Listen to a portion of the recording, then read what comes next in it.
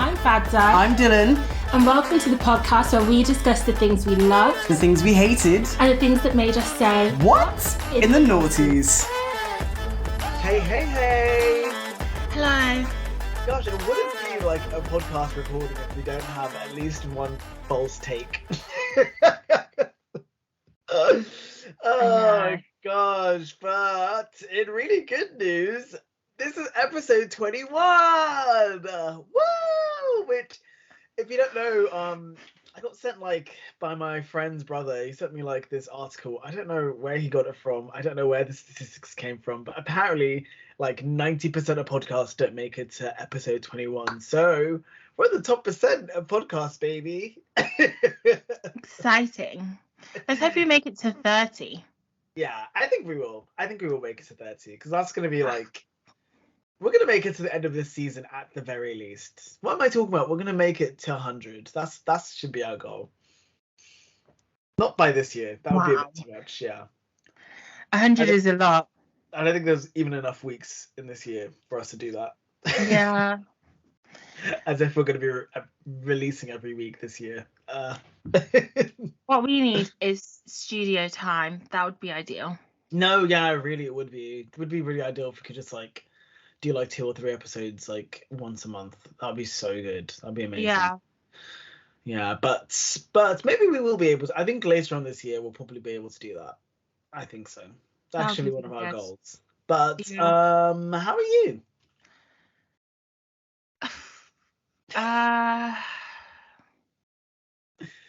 Maybe come Next question.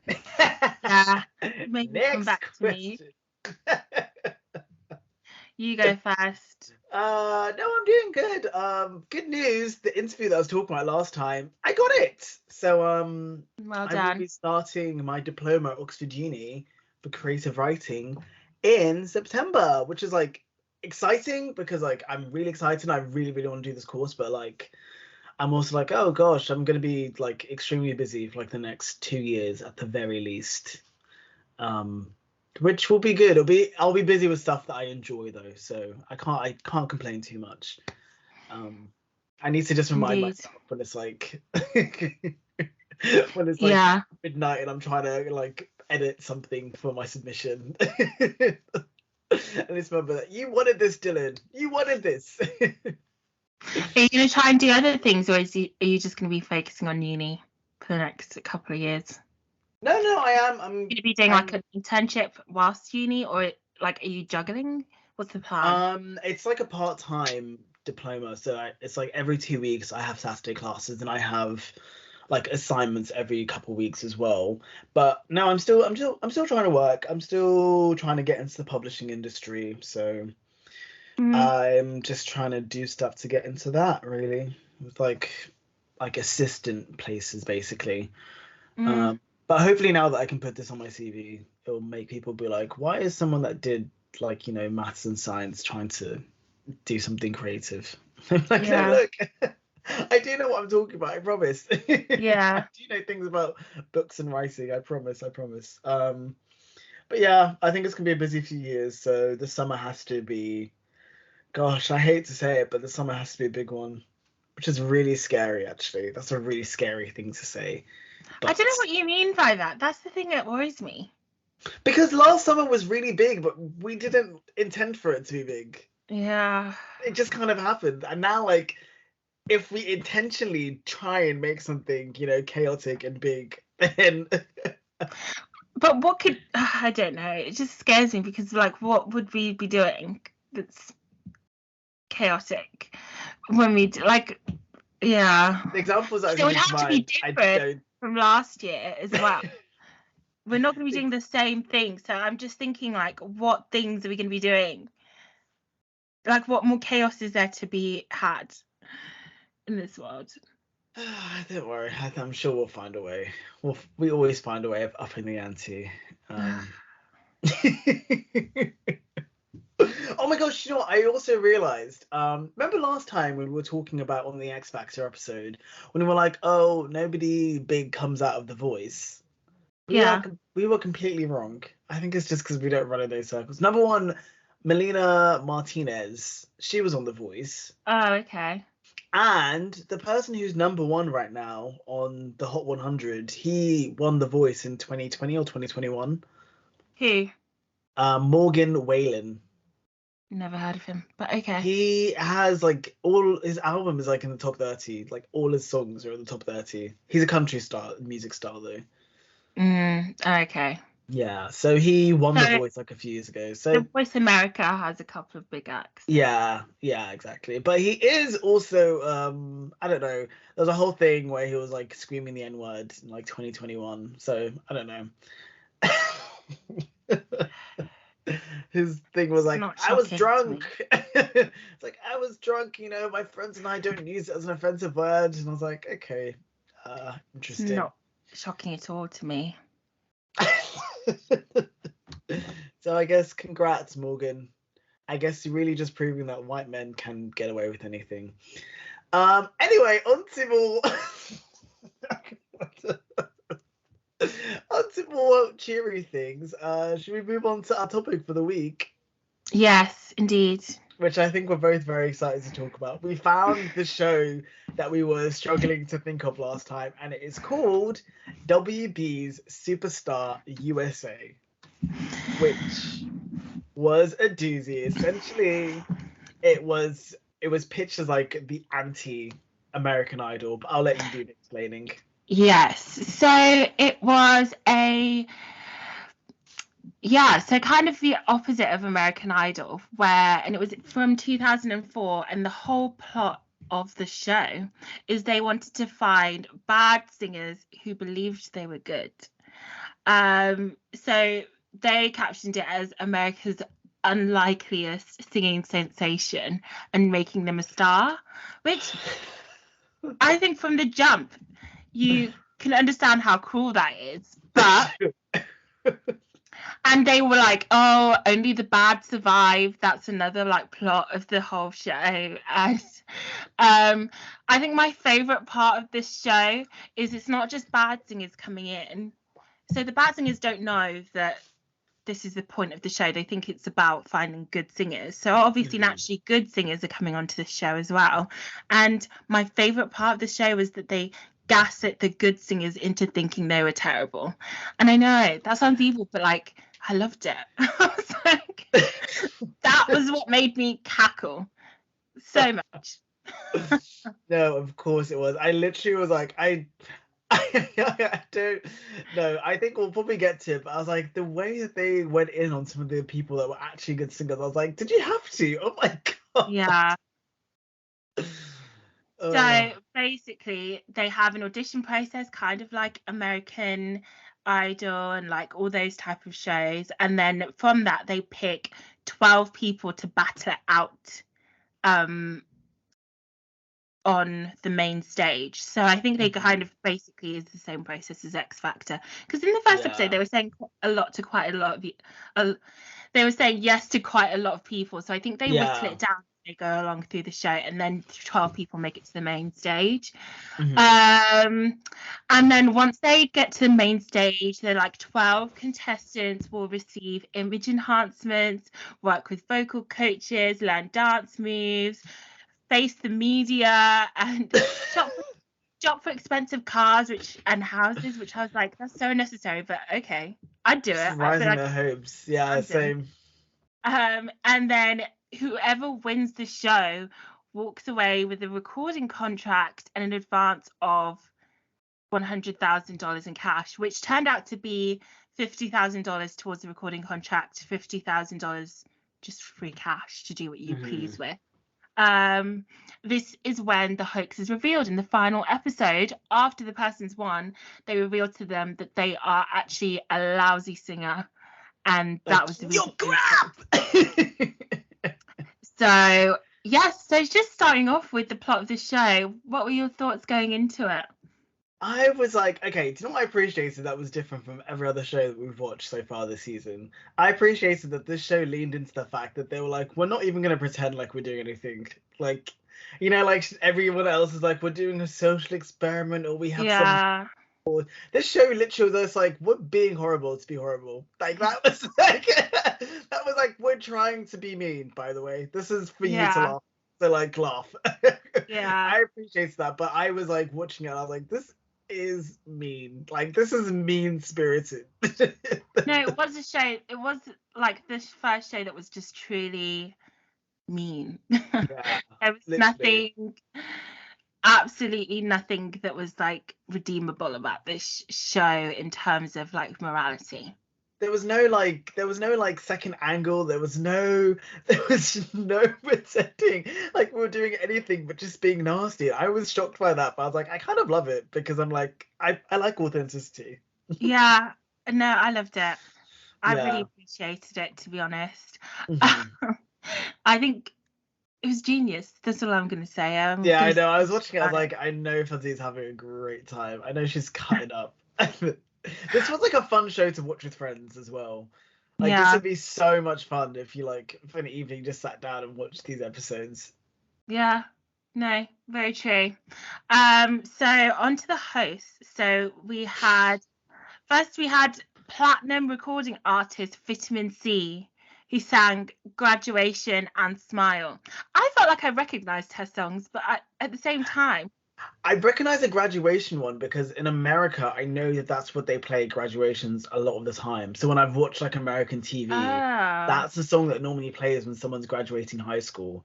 oh, That's yeah, why I because I know did that song. recognize something, but also Vitamin C. I kept Vitamin being C. like, am I getting that right?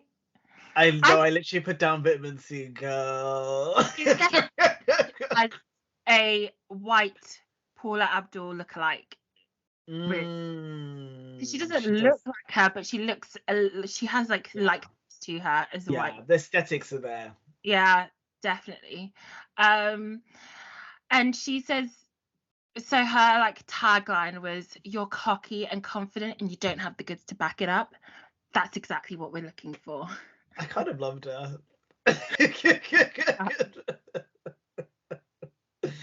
Then next we had Grammy nominated rapper was it Tone Low?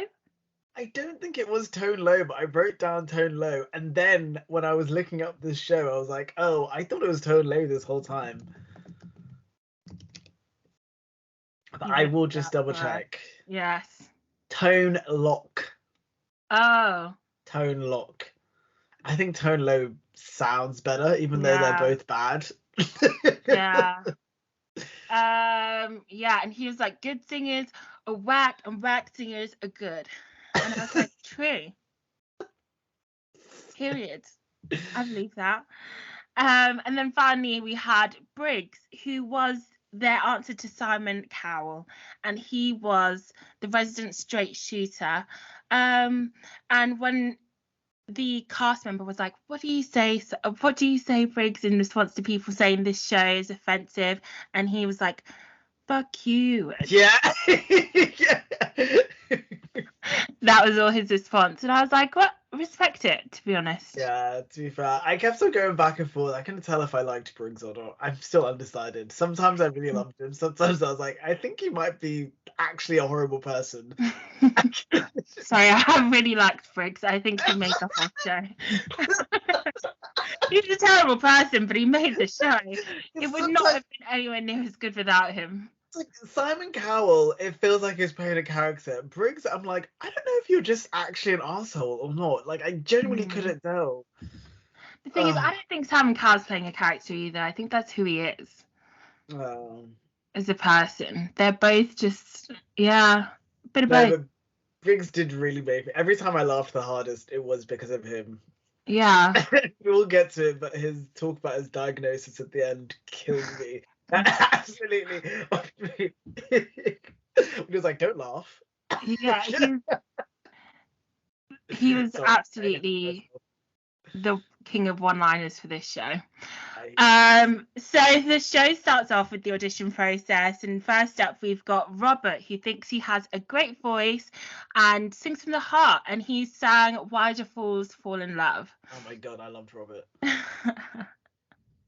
I actually liked what he was wearing as well. He was wearing like that velour tracksuit, like kind of like, maybe because we're watching a lot of naughty stuff that I'm like being really turned around to the fashion, but I was like, I didn't look at anyone's outfit. I liked a lot of outfits in the show actually. Yeah. He was like He was really bad. Yeah, I didn't even recognize what he was singing. I literally said the same thing. I don't even recognize the song, even though I do know the song. But I was like, he instantly started singing in a falsetto, and I was like, what is going on? Yeah. I would love to like imitate what he was doing, but once again, I don't recognize the song, so I can't even recreate it. But he was like, sing it like this the whole time. So funny. They basically told him superstardom begins with him. Yeah. Gave him a yes. And I really love that. Like, I love the pep talks that they were giving terrible No, people. they really were funny. My favorite bit was Briggs being like, do you have both your testicles? Yeah, I know. I was like, what does that mean? Everyone just like stopped and looked at him and was like, what? And then he was like, you can hit notes that I can't imagine dogs hitting. Yeah. Oh my gosh. He was something, but he was a good one to start it off with. Next up we had Rosa. She was practical. Her outfit was cute. She didn't hit the notes. I don't really have many thoughts about her. Did you have any thoughts? My first thing was I was like, she's getting the words because she sang So Emotional by Whitney Houston.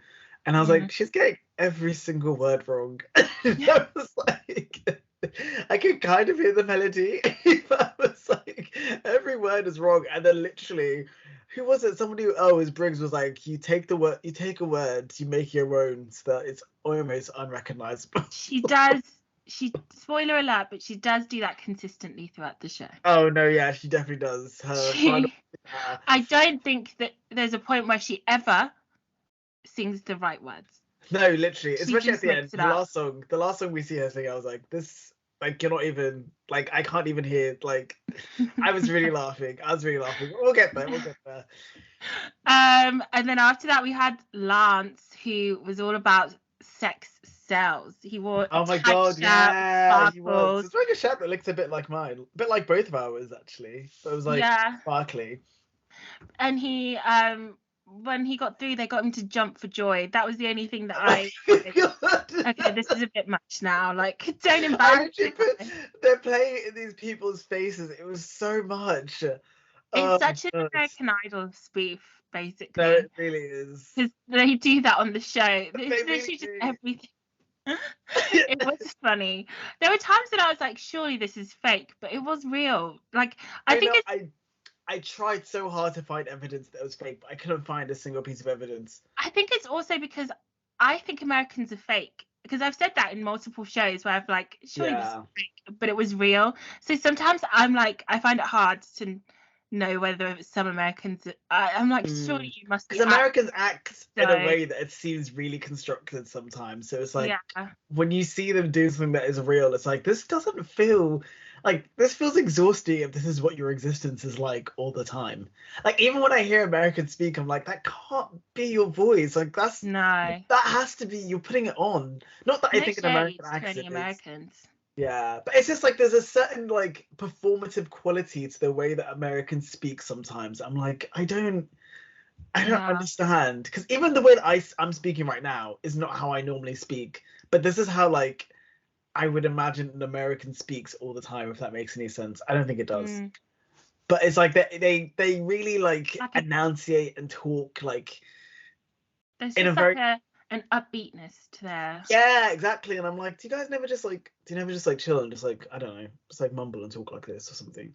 Like, it's so weird. It's so weird. But yeah.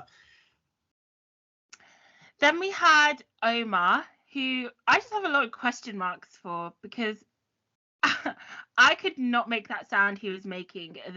What was the sound? It was like...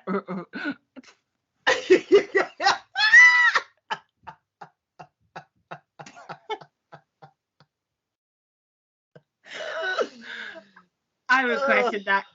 I regretted that instantly. I should not...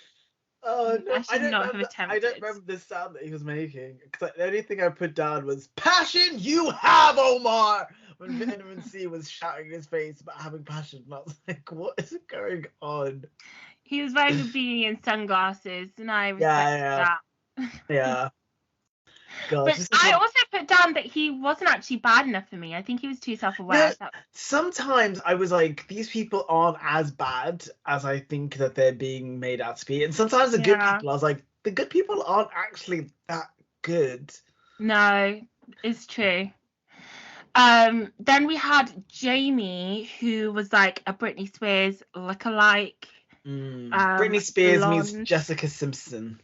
Yeah, she sang with a little bit of Christina Aguilera in there. Her voice. Yeah, definitely her voice. Christina. Yeah. Boy there. Yeah. Sounded like. Yeah. And she gave us Like a Virgin.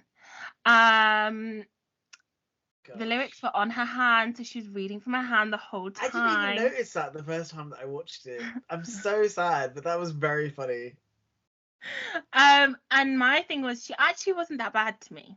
I put that as well. She had potential, but she just wasn't correctly using her voice. But she has a decent voice, you know. Like I could hear that there's a voice trapped in there somewhere where if she got the right track.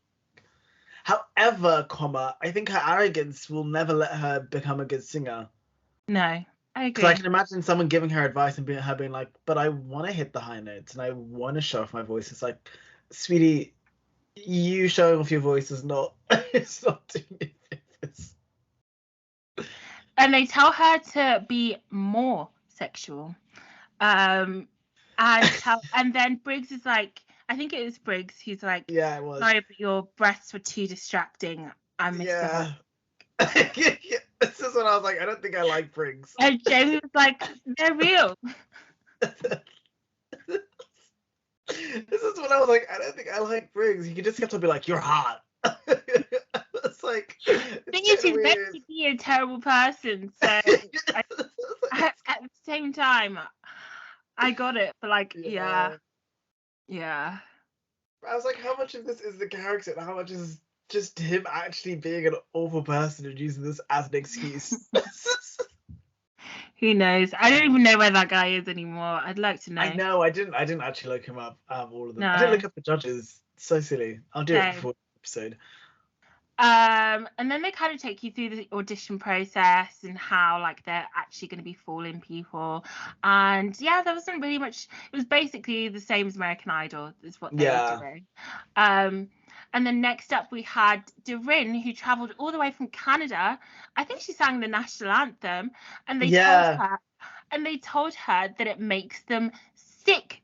I think it was Briggs again, to listen to the Canadian anthem. Obviously, yeah. Because like, I hate Canadians. You come over here.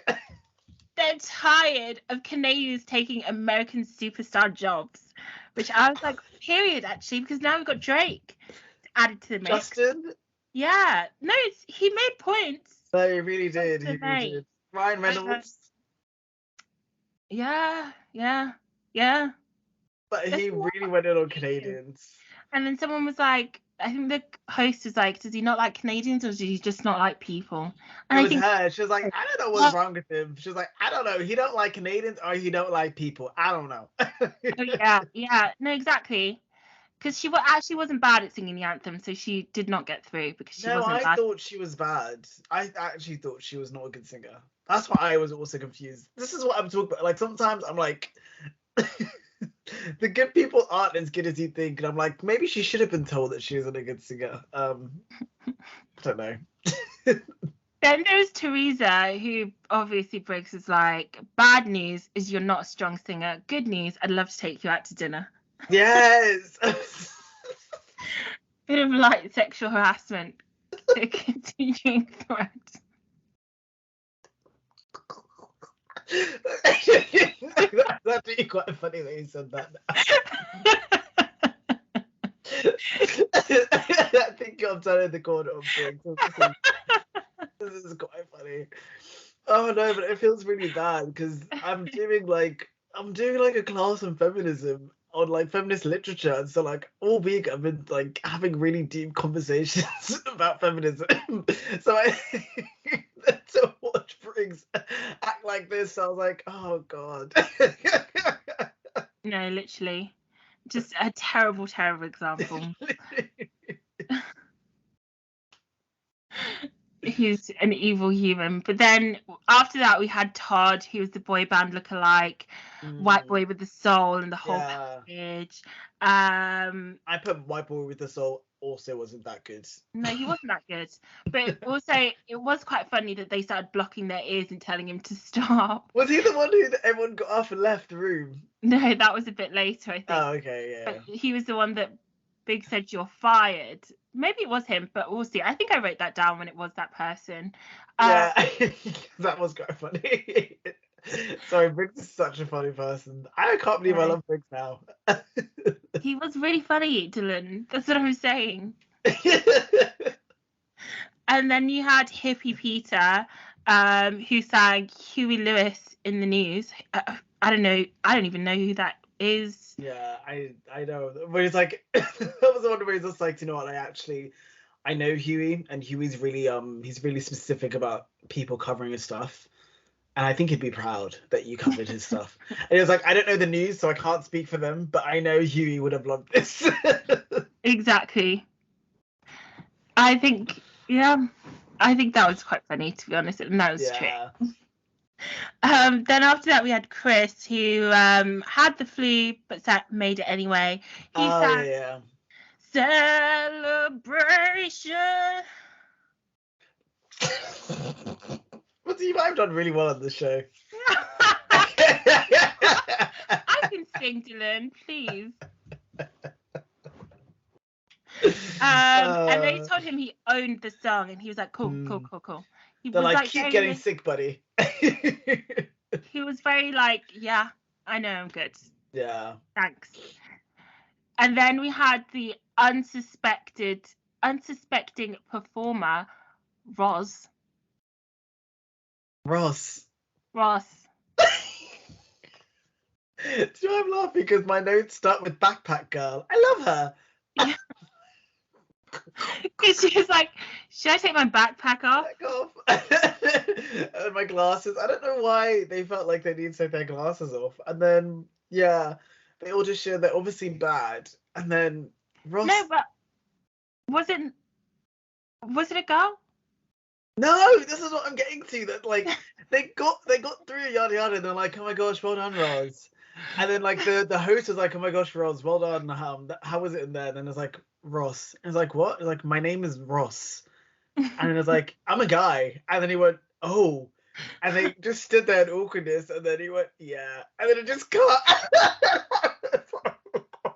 And then it got to the judges being like, was that a guy or a girl? And I was like, oh. It's the most awkward misgendering ever. It was so awkward. It was so, like, everything else has been really, like, really produced to be, like, awkward. Or if there's, like, a bad moment, it's on purpose. And that was the first one where I was like, oh, this is a real moment, actually.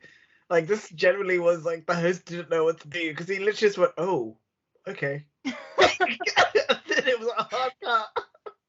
All I put down was that he had a bob for days. No, that was one. I just wanted him to bob his head a little bit. I love the little shake it around. Yeah, we love. Oh my gosh. And then there's like the big butts and I cannot lie guy who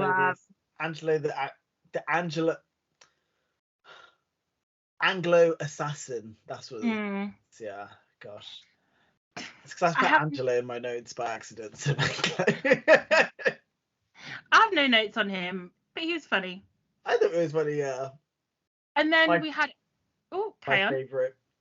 I was just gonna say my next was my favourite. Elle? Yeah. Yeah. Elle sang I Miss You by Climax. This was probably the worst so far. Oh, so bad. And why was she gesturing like that? She was like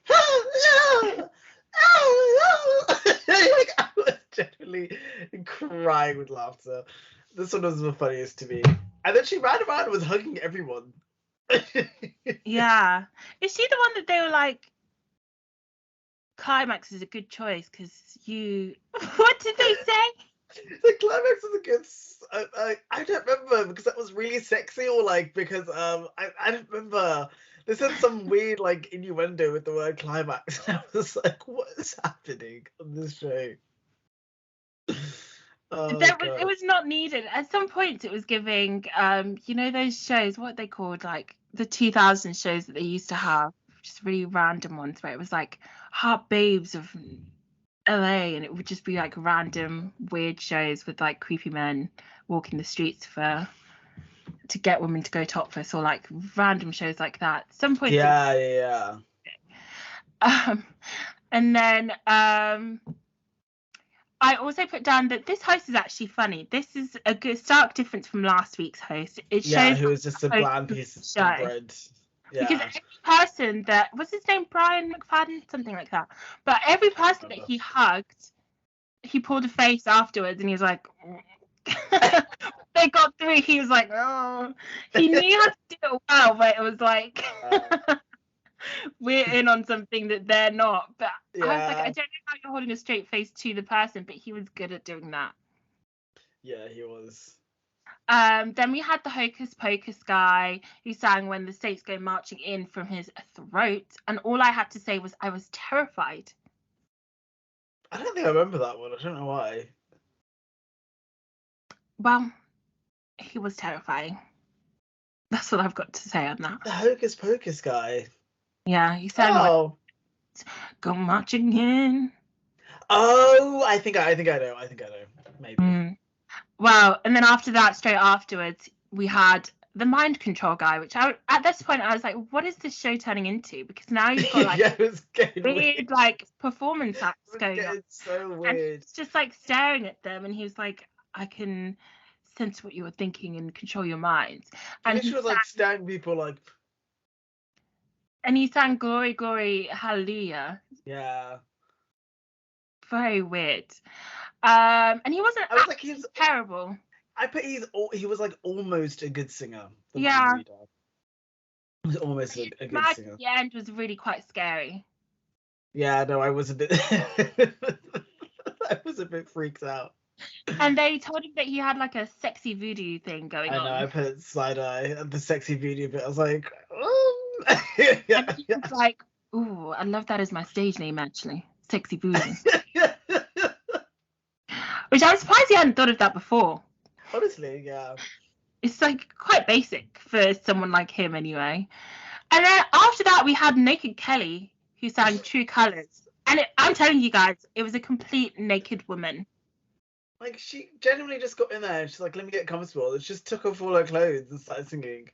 And she actually wasn't terrible at singing. She was okay. Yeah. So she didn't get through. Yeah, and they were like, you gave us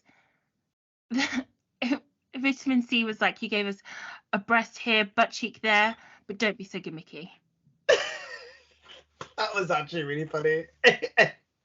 What does she mean by not just give us a breast here or like an ass cheek? I was like, what do you mean? And what does she mean by gimmicky? Like what She's like, I hate gimmicks. I hate gimmicks, and that's what it felt like when you got naked. I was like, what are you talking about? That's to everyone else. But at the same time, I would have loved to have been on this panel. Can you imagine just sitting there, just being mean, or being really supportive of bad people? Gosh, this would be really fun. And then the host was like, emotions are running high and talent is running low, and I was like, that's quite funny, actually. That's really good. And then we had the boot scooting boogeyman and the sweet Cheerio guy. The sweet Cheerio guy was old school with a new look, and they loved the fact that he could speak about himself in third person. She's like, Jojo, yeah. She's like, I really love that because that's what a true rock star does. Speak about themselves in third person. It's really important. This is why I made like a note midway through the show, and I was like, number one, this is actually like more difficult than I thought, because I was like, you need someone that's a bad singer but has really good stage presence, because it's not going to be fun if like you put them in front of an audience and they just kind of like whisper sing. But you need someone that's like has stage presence but is also like unequivocally bad at singing. And then second of all, I was like, why do I feel like you date half the contestants on this show?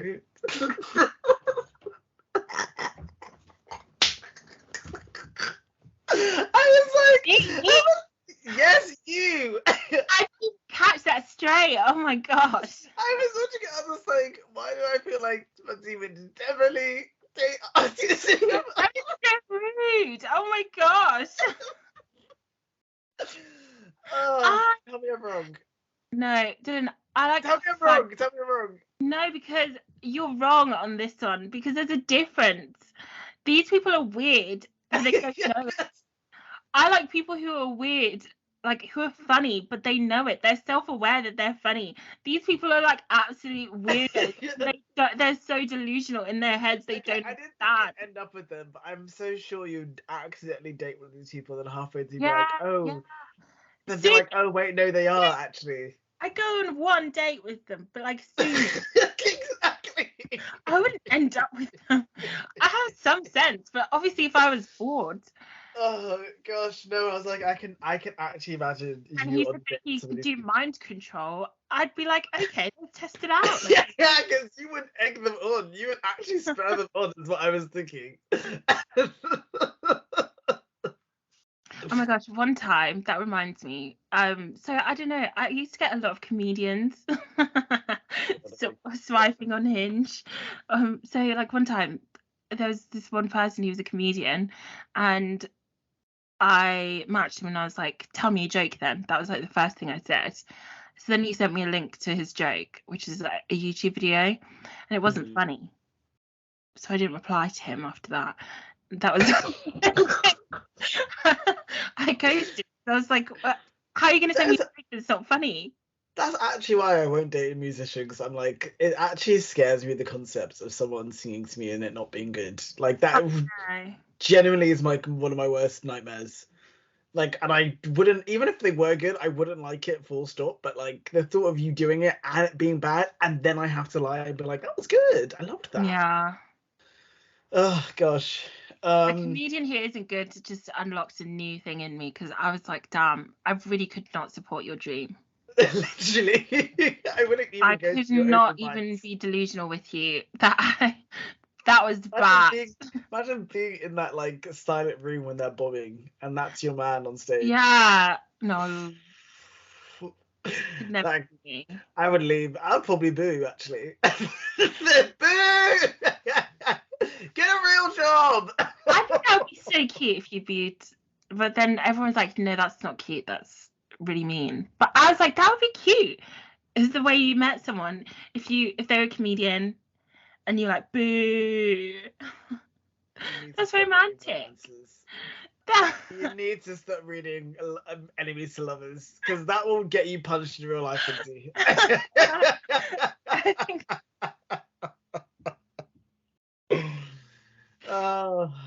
Anyway, then we had Michelle, who was actually a decent singer. I put down that she was really pretty. I don't know why I put that down. Sang I'll Be There.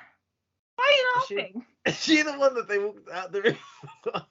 Yeah, they did. They all slowly left. It was so and they literally just stayed. Yeah. And he was like, leave at the end. It was the way that it started with vitamin C, and she just shook her head and she just stood up and walked out. I was like, that's camp. I love that. And then at the end, she was like, this is not going to stop me singing. I'm going to make it. And I was like, bless you, babe. You never did, but you tried. I always think that. I was like, I would have loved to watch this show and like seen someone who I'm like, oh my god, they're actually famous now. Yeah. I think it does happen on like American Idol. I think there's a couple of people definitely. who that's Speaking of I made a note at the end, but I was like, I'm really, really actually very surprised that Trisha Paytas wasn't in this somehow. No, I know. Because she was in these circuits back in the day. She could have won this. She could have definitely won this show. She really could have. I don't know how she missed this casting call, honestly. And then we had the man perm guy. Yeah. Who he was told to stop. Yeah. By Briggs, because he was like, I can't condone this. He's like, I hate man perms. Yeah. If I could outlaw one thing. Then after that we had Plain Jane, and she sang Gladys Knight, and Briggs told her that it was disrespectful to even sing that song, and she ran off crying, and she's fuming about it. She was like, he told me that it was disrespectful to Gladys Knight, but I wasn't even trying to sing it like Gladys Knight. I was trying to sing it like me. As she was like crying in the hotel, I'm just like, oh, I'm so sorry. That was the only point where I was like, okay, this is quite mean. Yeah, I was like, this is really mean. Just was like, he's just not a nice person. I was like, girl. She's not that good anyway. She needed humbling. I know, I was about to say the girl who cried was bad. Loads of dot. I was like, he wasn't good, actually. No. Then after that, we had John Michael, who... Oh my god, John Michael's my favorite. What is it good for? Oh, I was laughing. I was really laughing. That was so good. I was thinking he had a bit of show tune in him.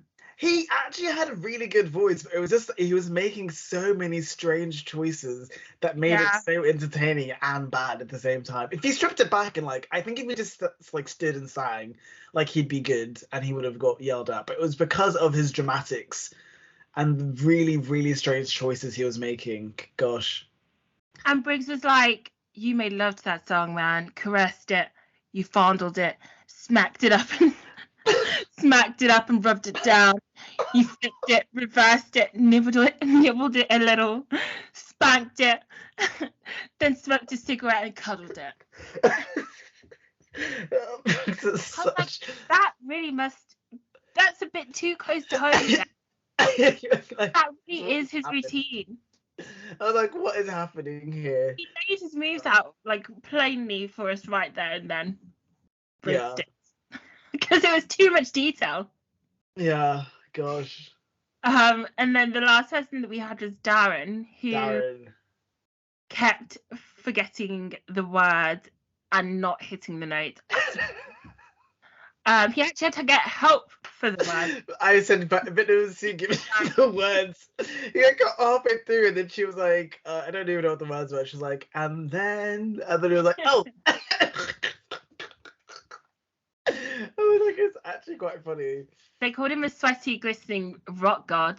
Out of breath at the end when he was done singing. I was like, what's happening? Yeah, and I put down, there's no way he's this delusional. But yeah, that was it for the auditions in the first episode. And then I think they went. There was another couple of episodes of auditions. I actually watched half of episode 3, so I can give you a very, very quick breakdown of how they whistled it down. So episode 2, they did more auditions, and then episode 3, they had 28 people that they'd said yes to, and they needed to whittle down that 28 to 12. And their criteria was they have to have a terrible singing voice. They have to be people that believe that they are destined for greatness, and they have to be very entertaining. And so the people that they chose, some of them you'll recognize, some of them you won't. Superstar number 1 was Omar. Also, the funniest thing about this was like after they chose them, they showed them like finding the people and being like, you've been accepted to Superstar USA. But like, this is like the show that was like clearly staged, because like the places where they were finding these people just got more and more and more ridiculous. Like where? Like, first of all, we start off with Omar, who they go and find. He's just like in his house, and there's just this random white man who's like hovering over his shoulder. I was like, what's going on there? And I had it quite clocked. And then second of all was Rosa, who they went and found, and then she was getting her nails done at a nail salon. I was like, how did they find her if she wasn't at home and if she was getting her nails done? And how did they surprise her? Number 3 was Jamie. They somehow broke into her dorm while she was in her shower. And she came out in a towel and she was like, hello? Oh my god. They're like, you've been accepted to Superstar USA. And then for the 5th one, let me see. I'm trying to see. The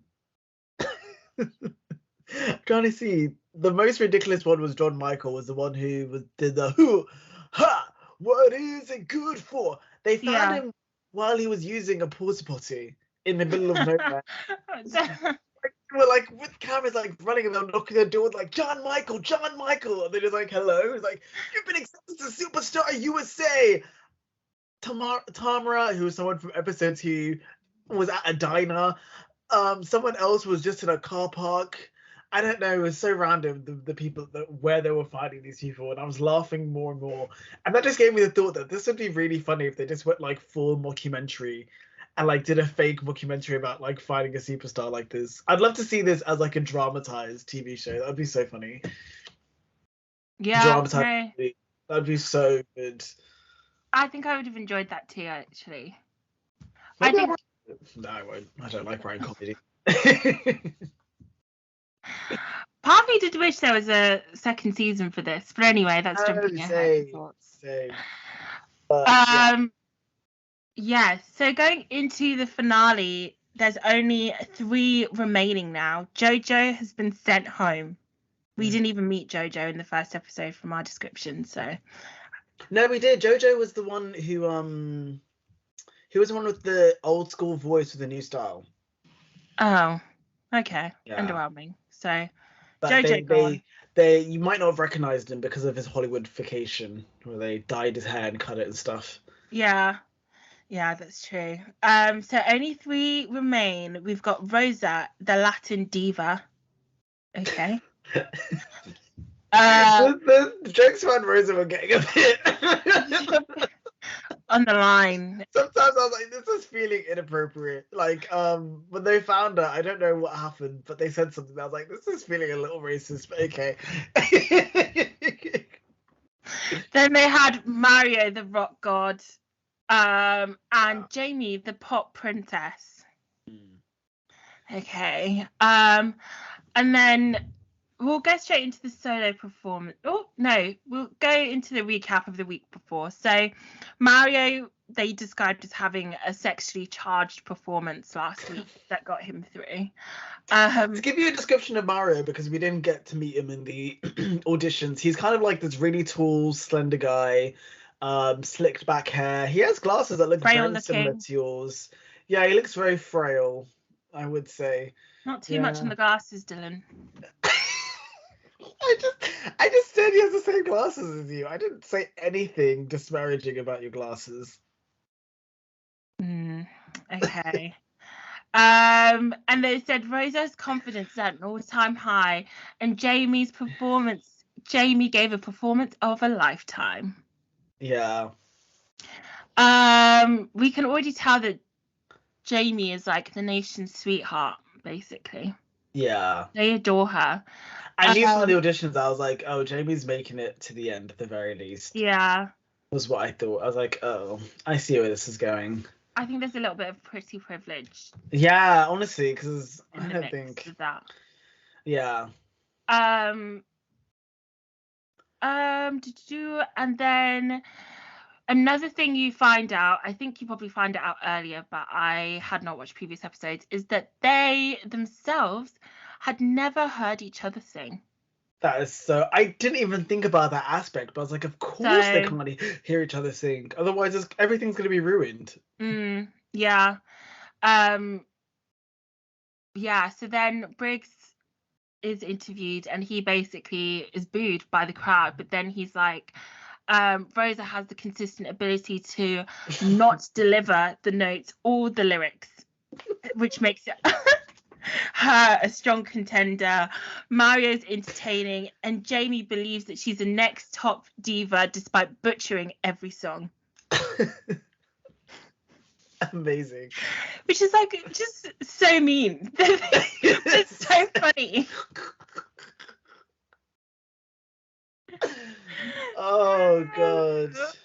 I really enjoyed watching this show. What can I say? Yeah, I had a good time. I think episode 7 was even better than episode 1 for me, because I feel like episode 1 I enjoyed, but there wasn't enough variety and things going on, because there's only so much I can watch people be bad at like auditioning for singing.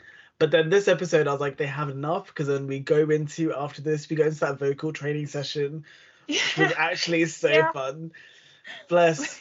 She was the vocal coach. Just to sum it up, the vocal coach was like, she was like, I think Jamie actually has like some potential. Like she has a voice. She was like, Jamie can almost sing. Yeah. And then with Mario, she was just like, oh, she's like, Mario's just so sweet. She's like, everyone loves an underdog, don't they? She's like, I think he's just a really nice guy. And then He's a superstar in his own mind, is what she said. And then Rosa was she literally said, she was just stunned by Rosa. She's like, I've never heard anybody sing like that, like in my whole life, in my whole professional career. That's the first time I've heard a voice like that. Truly an original. She was shocked. She had no words for Rosa. Especially because she was clearly trying to be positive about everyone, but she genuinely, like, when it got to Rosa, she was like, I don't even know what to say. Yeah. And then they went on to the solos. And at this point, I would like to say that this is in front of an audience. And I was like, oh, it's so interesting that the audience, like, how are they keeping a straight face? And, like, what do they know going into this? Apparently, they'd been told that they were watching, it was like a Make-A-Wish type. The singers were all suffering from terminal illnesses, so they had to cheer them on and be enthusiastic. But the audience were being hoaxed too, basically. Did you know they had to apologise to Make-A-Wish Foundation after the show? I saw about that. Because apparently, like, before anyone got there, when the audience was there, like, the producer of the show got on stage and was like, have you guys heard of One Wish Foundation? And then everyone was like, yeah! But then he was like, and then he said the thing about everyone being terminally ill who's performing, so, like, you've got to cheer them on. But then he was like, in his interviews, I was like, I never said that we were One Wish Foundation. I just asked if anyone had heard about it. And then I lie. It was like, it was a prank on top of a prank, was how he described it. And I was like, this is awful. That might be the worst thing that they did with the show. Yeah, it really was, to be honest. telling them they're all terminally ill. Oh my god, that's wild. That's a wild thing to do.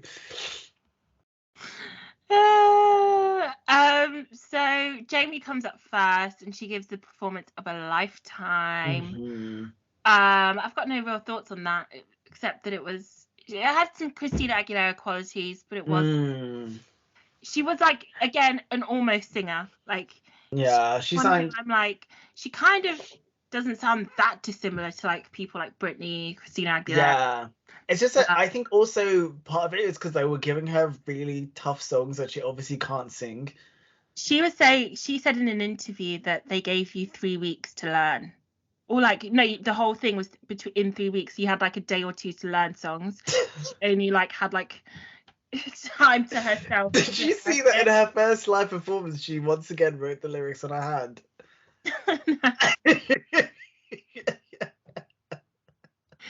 Well, she had a day to do all of this, so she was like, I actually didn't get the chance to improve.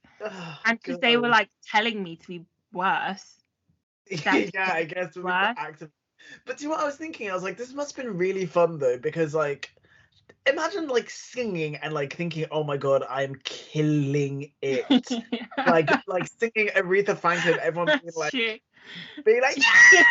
like, oh my city! That must have felt, like, amazing, that feeling of, like, performing and, like, thinking that you're doing the next time we do karaoke, people are gonna have to do that for me. Yeah. I mean, you were fine last time we did karaoke. I don't remember anyone being bad. Karaoke's fun. Yeah. I think karaoke, the mic's a bit muted, so it's not. Yeah. It's hard to be bad when you do it. Because I don't think they make the mic super loud or anything. Yeah, true, very true.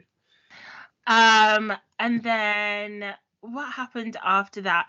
Then Mario gave his heartfelt Aerosmith rendition. Yeah. And he really put his soul into that. No, he left everything on the stage. That's he what was saying. falling on the floor. He was really going for it. Don't want to close my eyes. Dylan, you're singing a bit too good for how he was singing. Yeah, it's hard. It's hard to sing that badly, actually, to be fair. So no, I tried to sing along at one point. I was like, I can't even focus because of how, like, out of tune this is. It was so terrible. But it Yeah. really made me cackle that Vitamin C was pretending to be in love with him. So she was like, me and you, we've had this chemistry going on throughout this whole process. She blew him a kiss. And then even after, when he was talking about sex appeal with the host, Vitamin C was like making eyes at him from across the room. Like, I was like, girl, do you really have to do that much? Once again, this is just proving it. This is Fuzzy's type of show. Because I'm like, I know that killed you. Kidding me. I was absolutely crying because why was she doing all of that?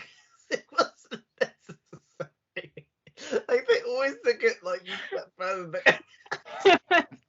Like, why are you trying to, like, why are we now like making fun of his looks? It has to be a thing about him being attractive, because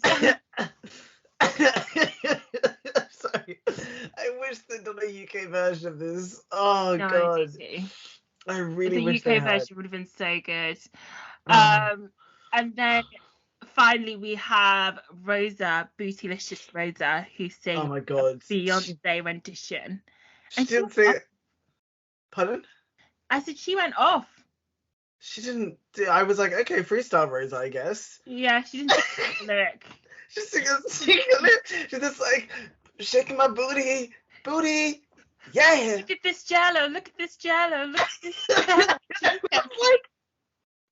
She was like, she said, I want to shake some out. I want to shake. I was like, what is going on? And I noted down there was not an ounce of jelly there. There was not a single ounce of anything to be shaken. I put breath control who? Oh yeah, there was a point where she was like, where she was just moaning into the mic, and I was like, what's happening? She was just going, well, she was like shaking her back. She's really feeling herself. That was the whole performance, was just her feeling herself. Can you handle this? Oh gosh. No, this show was maybe. And then she kind of just like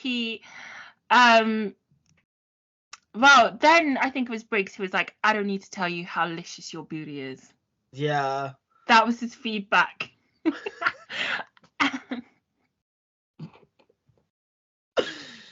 Oh god. And she was basically like threatening them to vote for her. He was like, she was like, you better get me through this round. She's really quite threatening. It's quite scary.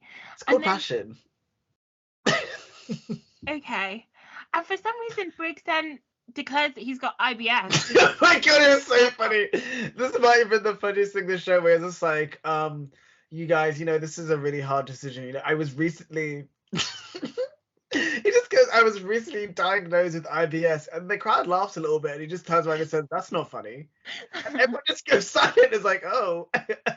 It's like, I love you guys like my own kids who I adore, who live with their grandparents. I was like, what is happening, Briggs? And I see occasionally, like. But the thing is, all of it was like very real, that I'm like, it's true, partly. There's no way that this is just a character. No, exactly. I'm like, he's putting from real life. Yeah. And then we get to the decision making, and it's Mario and Jamie who go through, which I think was so ludicrous. That is insane. Rosa was my winner. Rosa should have won the show. Too. She's who I wanted to win. I was actually, Rosa just like walks off as well when her name isn't said. When it's like Jamie and Rosa just stormed off the stage. And I was like, fair enough, actually. I respected it, to be honest. But she stormed off for the wrong. But actually, when you think about it, she stormed off because she thought she was better. She didn't sing a single word, which I guess now it makes sense that they only got like a day, because obviously she didn't know a word of the song if she doesn't know it. Yeah. Gosh, that's quite funny. Yeah. And then, so now it's duet time. So Mario and Jamie do a duet off, and they both sing Time of My Life. And this is the first time that they'll be hearing each other's voices, which is a very important moment.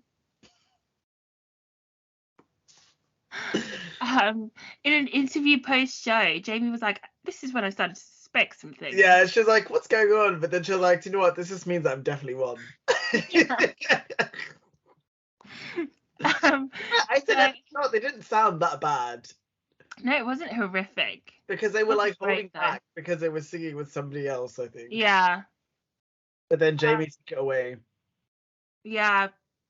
And Mario was once again on the floor. He really had the crowd though, because he was like, no, I loved Mario. He was so sweet. And like he was really good. He really tried.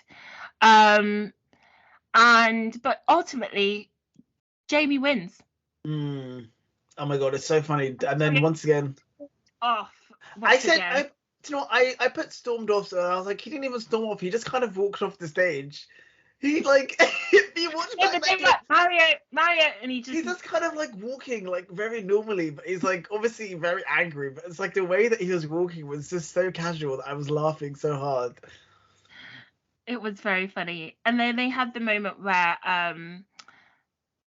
Jamie's like crying, and she's like, "Oh my gosh, I won," and it was so awkward because they now do this reveal that she's not actually talented, so they are like, "We lied to you, this whole thing." No, even before that, they show her like her journey so far, her journey. Oh, and she was actually cringing at herself. Yeah, I was like, this is when it must be clicking, because every time they showed her singing, she went, "Oh, what?" What? Oh god. Yeah, and then after they showed her that's when they announced to her that this has all been a hoax, a ruse. Yeah. But it was really funny because they do it so slowly that she's like, the face. I didn't even think she understood. No, she didn't, because they were said it in such a weird way. They're like, "This is a joke, but here's a load of money, by the way, but you're bad." She's like, "Oh, okay, fine, thanks." And that's kind of the way it ended. It could have been way more like impactful, but I guess it's because you kind of don't want it to be too much or too little, because you don't want someone to like cry, stop sobbing and breaking down on stage. Yeah, because then the show would have been too much. Already too much, but at that point it would have been too much. Yeah, it would have been like edging it to, can we upload this? Yeah. So they kind of needed to like gently break it to her. Yeah. So I did put that they fumbled the reveal, but yeah, she's got a recording contract regardless, so she's like, which she never used. But in her interview, she was like, "I'm fine with it. It was actually so much fun. I was in Hollywood for 3 weeks. Yeah, cool." No, yeah, that's what I was like thinking. I was like, this is actually not as bad as I thought, because I was like, for those people, that's probably like, especially because Mario said it as well, I was like, this is probably an experience that they will never ever get again. Yeah. And they probably had the time of their lives, pun intended, doing the show and thinking that they were amazing singers, doing like exactly everything that they wanted to do. Exactly. So she was like, yeah. And now they also know that they can never be singers. Like, at least it's not like, you know, someone pining to be a superstar who can't sing, and then they never get it, and then they waste their life doing it. At least it's like, you know, they got to experience it, and then they also got to told in like unequivocal terms, you're bad and you will never make it. But this is what it would be like if you did. So I was on Reddit seeing theories about why they chose Jamie to win the show. And apparently it's because they wanted someone who was bad but had potential to be good. And they also so that when they won, it wasn't like a thing of... Yeah, and they also wanted someone who would take it well when they... it was announced to be them. They didn't want someone who's going to break down and like, you know... like flip out. I can also imagine like them wanting to pick someone who maybe they could have actually got like a one-hit wonder out of. Yeah, that's like Jamie could have. Yeah, I feel like Jamie could have actually done, if like they'd done the recording thing seriously, she could have had like a song, like maybe one, and maybe it would have been big and it would have been funny, but it would have been good. Yeah, because I think they did actually want a superstar, but like a bad superstar. So someone who they could get like one song out of and do something random with. Also, another thing that I wanted to mention is this show really reminds me of that episode of It's Always Sunny where Yes, becomes a comedian. And like her dreams come true, and then they're all like, it was all a joke. Just getting back at you for doing this, like, and they're like, yeah, you took that too far, Dee. And then she's like, I took it too far. I took it too far. It's like, you slept with him. You slept with him. Like her greasy agent. Gosh. Oh my gosh. So that's what it reminds me of. Fly around in the plane for hours.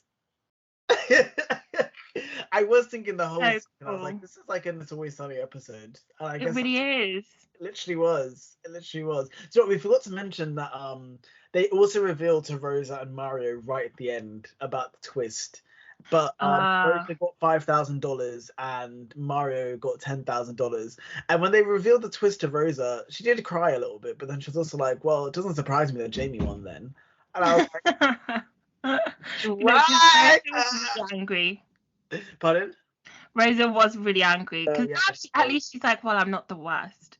Yeah, exactly. She's like, well, I guess this is kind of just like, I'm actually the best of the best. I guess.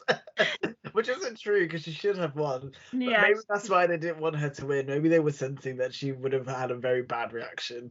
Yeah. And then Mario also, Mario was like very happy.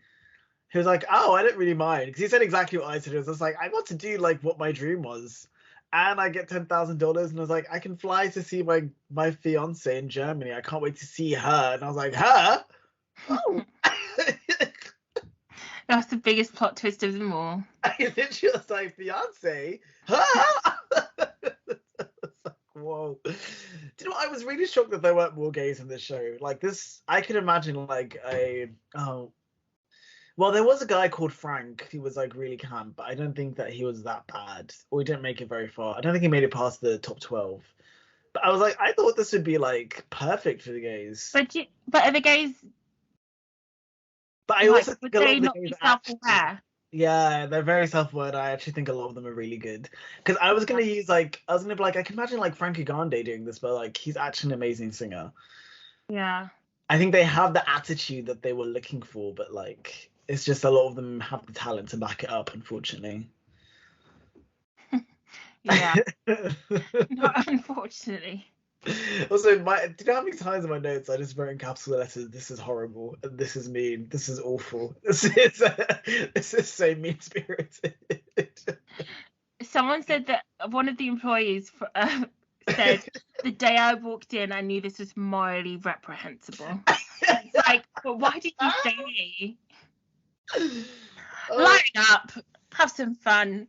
No, it would have been really funny to work on this show. But also, even like in the 2000s, I would have been there. I could imagine like just at like being at the water cooler, just being like, guys, this is bad. Like, we shouldn't be doing this. Oh no, I'm really upset. I think the show could have been really, really funny if they'd done a UK version. I wish they'd managed to squeeze a season or two more out of it. Because I don't. This is like one of those shows where there is no way that this could ever be made again. Unfortunately. No, sadly. Oh gosh. But this unless someone, I think if someone does like a mockumentary style, like where they recreate the show, I think that would be a really funny like TV show. Yeah, I would honestly say this is my favorite show that we've watched so far. Is yours still Moment of Truth? No, I think mine's still Moment of Truth. Yeah. Yeah, this is mine. This is definitely up my street. Yeah. What's your best, worst, and weirdest? My weirdest was probably just all the sexual references. Though my weirdest was the IBS moment, the IBS diagnosis. That was the moment where I really went, what am I watching? My best was Rosa's Bootylicious performance. And my worst was that Rosa didn't win.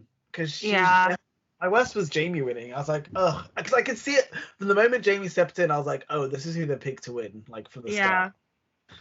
But it's My also worst- kind of funny if you look at it from like a satirical lens. It's like, do you know what? This is really true. If it's a satire of American Idol, that like the pretty blonde girl is obviously the winner from day one, regardless of like talent or in this case lack thereof. Yeah, no, it's very true. I think it was self-aware in that sense, but also Yeah. you don't know. But I think it was. But Yeah, exactly. My worst is definitely Jamie winning as well. Yeah. My best. Oh, what was my best? I was actually really. I would say Briggs's jokes has made the show, but I would say that I was really moved and touched by Rose's performance of Bootylicious.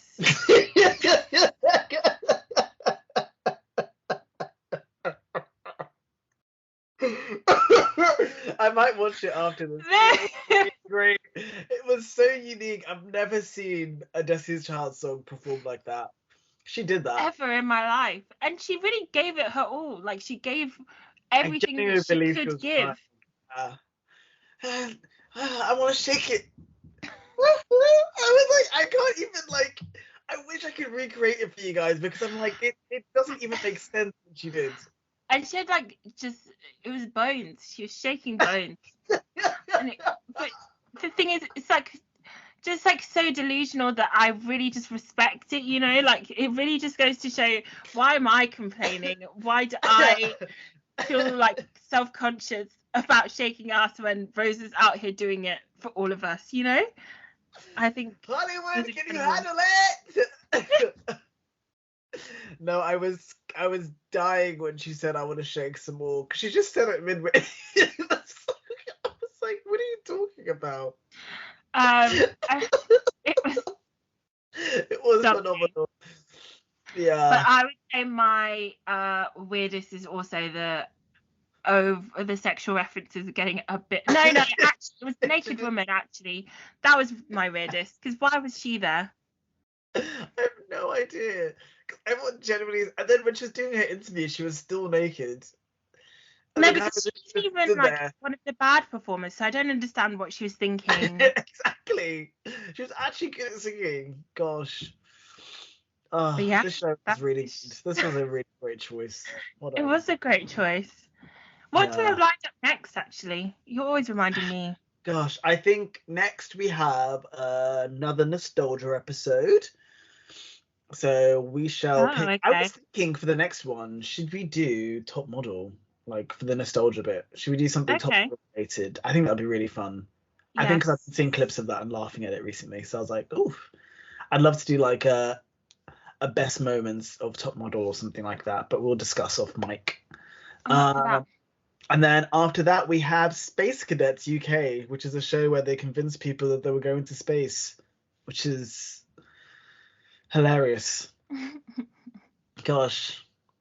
I hope it's as good as this. This has set the bar really high, actually. No, it has. It has. I think the reason why it was so good was because they knew that they were doing something stupid and they just really leaned into that. And I love things that do that. Yeah. I love when things are stupid to be stupid. I think we've got other ones lined up that are similar, but I'm not sure how the order that we're going in. I'm not sure when they're coming up. I do think there's a couple of other shows that are in a similar vein. Yeah. I think I don't have my notebook with me right now. It's in another room, but I will have a peruse over because gosh, this was really good. Anyway, this is a show that I'd be like, watch it for yourself. You can find it on YouTube very easily. Just type in WB's Superstar USA and it should pop up. Although it was clearly recorded, like downloaded from someone's like VCR VHS tape, because like you could hear the in the background from when they recorded it, which I found quite funny. But anyway, if you enjoyed this episode, please be sure to follow us on our socials at What's in the Naughties. That's at What's in the 00S on Twitter, TikTok, Instagram, and YouTube. And I once again forgot to mention that we are coming to you in 3D on our YouTube channel. So I'll just put the same clip at the start that I use all the time now. But yeah, this has been really good. This was a really great episode. It's been fantastic. Yeah. I had a lot of fun. Same. Angie didn't hang up on me at any point during this episode. We got very close. I'm really was- sorry for overly touching my hair. It's an obsession, but I'm getting there. I love a little hair pull. Anyway, goodbye. Bye.